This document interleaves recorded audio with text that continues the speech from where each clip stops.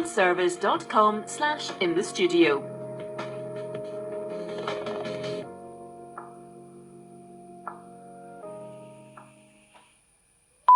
BBC World Service. Welcome to Assignment. I'm Yolande Nell with the story of the murders consuming Arab communities in Israel. A guy came and just shot her on the gun. He shot her directly, and she was killed directly also. Women and children are among the victims of a violent crime wave at the hands of fellow Israeli Arabs. Many say few incidents are solved and believe the police simply don't care. The police say they're up against cultural differences and distrust. When you get to the place to try to understand and resolve the incident, suddenly nobody knows anything. Suspicion, fear, and a sense of neglect now loom over Israel's Arab minority. Some say the fallout could threaten the very coexistence of Jewish and Arab citizens. Maybe I'm blind, maybe I'm an idiot, maybe I don't notice it. When you talk about coexistence, we used to coexist. When did we exist? That's Assignment after the news. Hello, I'm Debbie Russ with the BBC News. In Afghanistan, the Taliban have taken Ghazni city, a provincial capital that lies on the main highway between Kabul and Kandahar. It's the latest in a series of major cities to fall to the insurgents. Our correspondent Yogitalu Maye sent this report from Kabul. Ghazni is about 150 kilometers south of Kabul. A spokesperson for the Taliban said all parts of the city have been captured by the group. The pace at which the insurgents are moving forward in Afghanistan has taken most people by surprise. In Kandahar, the country's second largest city, they've broken into the prison and freed the inmates. In Lashkargah, the capital of Helmand province, there's been fierce fighting between government forces and the insurgents. The Taliban have taken over the police headquarters in the city, which is being seen as a major victory for them. The group also seized military helicopters provided by India in the northern province of Kunduz. The Afghan government is trying to rally forces together against the group and boost morale among its troops. There are large queues at some polling stations in Zambia as the country holds general and presidential elections. President Edgar Lungu is seeking a second term, but faces a strong challenge from Hakainde Hichilema, the main opposition party's candidate. From Lusaka, here's our correspondent Nomsa Maseko. There are thousands of people that have been queuing at a lot of polling stations around the capital, Lusaka. Many of them have told us that they've been queuing from 3 a.m. And particularly this year, in this election, there are more young people that are voting. And I spoke to some of them earlier, and they've told me that they think that their vote is going to ensure that there are better economic prospects for young people and also employment opportunities.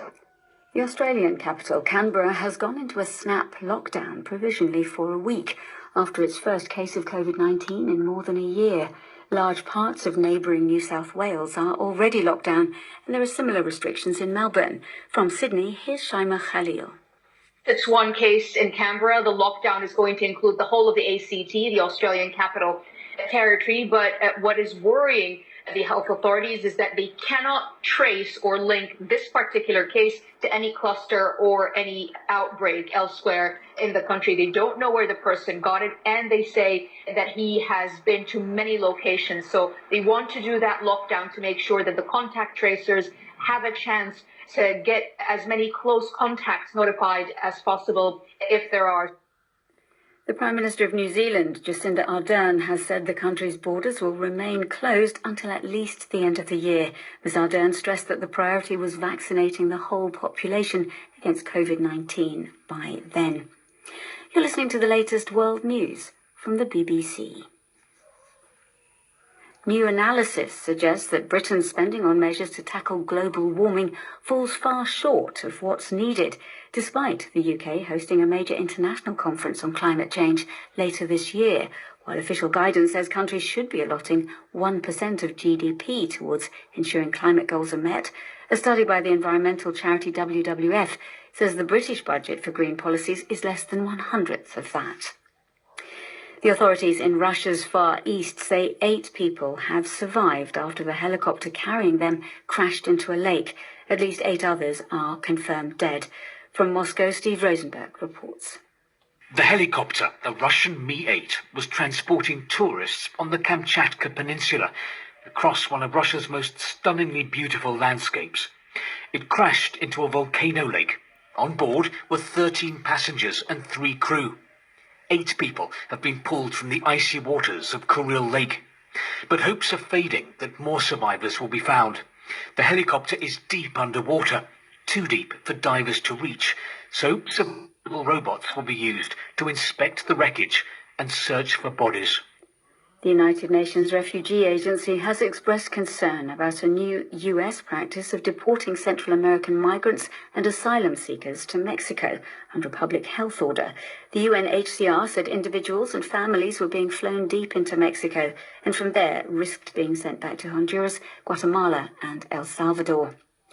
A wrongly convicted black prisoner in the United States has been freed after spending 51 years behind bars, much of it in solitary confinement. Arthur Johnson was convicted of murder in Philadelphia in 1970, aged just 18, on the basis of a signed statement that he couldn't read. His lawyer said that what has been done was freedom, but not justice. BBC News.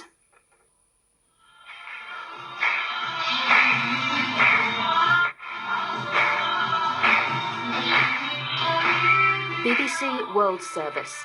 Welcome to assignment.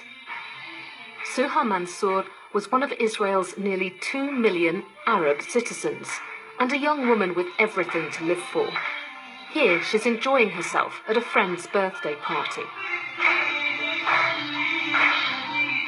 A beautician running her own business, Suha had only recently celebrated her own 38th birthday.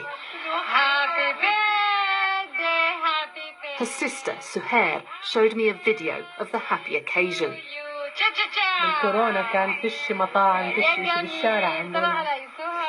Because of Corona, there was no party, so you're in the street giving her birthday cake. But just weeks after this, tragedy struck. A gunman shot Suha dead in her own beauty salon, in cold blood and at point-blank range. How can I describe Suha to people? She was the most beautiful person in the world. No gathering was complete without her. Not even a cup of coffee. Suha's one of the almost daily victims of a violent and deadly crime wave that's devastating Israel's Arab community. Since the start of the year, scores of Israeli Arabs, or Palestinian citizens of Israel as many prefer to be called, have lost their lives at the hands of other Arabs. And increasingly, criminals are targeting women and even children. Yet successful prosecutions are rare. In the country that sees itself as the Middle East's only true democracy, 1/5 of the population are living in fear of each other. I'm Yolande Nell, and for this week's assignment, the story of a killing spree, and whether anyone can stop it.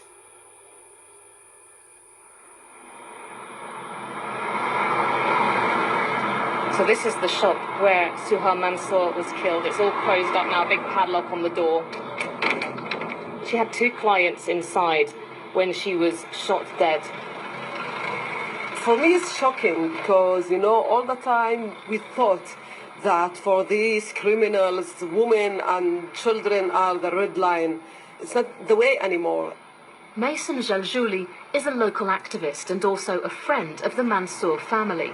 Like so many others, she used to come here for Suha's beauty treatments. She just opened the salon. It's a new salon. And she had a lot of customers, and she was very happy about it. And just tell me what happened in this place. It was about 5:30 in the evening. A guy came in and just shot her inside. He shot her directly, and she was killed directly also. When the ambulances came, she was already dead. The salon is right in the centre of a town called Tira, close to the recently opened police station. And it was the first day of Ramadan. Hardly the place or time for Suha's hooded attacker to keep a low profile. There was even a security camera filming the scene.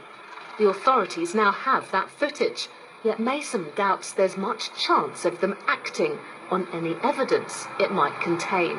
The police took the films, but the police didn't caught them. The police didn't know who do that till now, or they claim they don't know. It seems to me that the police have no interest to know who are killing these people. I wonder if it's a policy of who cares? They are Arabs, so let them kill themselves. Shocking as that sounds, Mason's attitude seems far from unusual. The way many Israeli Arabs see it, the main reason for the endemic violence now plaguing their neighbourhoods is police inaction. I'm heading into the local council headquarters in Tira, which looks a bit run down. I'm about to meet the acting mayor. I think this is his office, just round here. Sama Araki is responsible for running this town of around 30,000 people, and he argues that the Israeli police simply aren't committed to keeping Arab communities safe. We met a relative and people who knew Suha Mansour, who got killed. How typical is that case where nobody has been prosecuted? ما حدث مع سهى منصور هو عمليا النورما هو الذي يعود على نفسه مرة. What happened to Suha Mansour is the normal thing. It's just business as usual. There are many cases like Suha's that have never been solved and the perpetrators never arrested. We had over 50 victims in 2021 so far in Arab communities. When we look at 2020, we had around 100 victims. But this isn't reflected in the number of indictments in court. And that proves the police are not doing their duties, nor investigating, nor doing what needs to be done. Perhaps the mayor has a point about the low prosecution rate.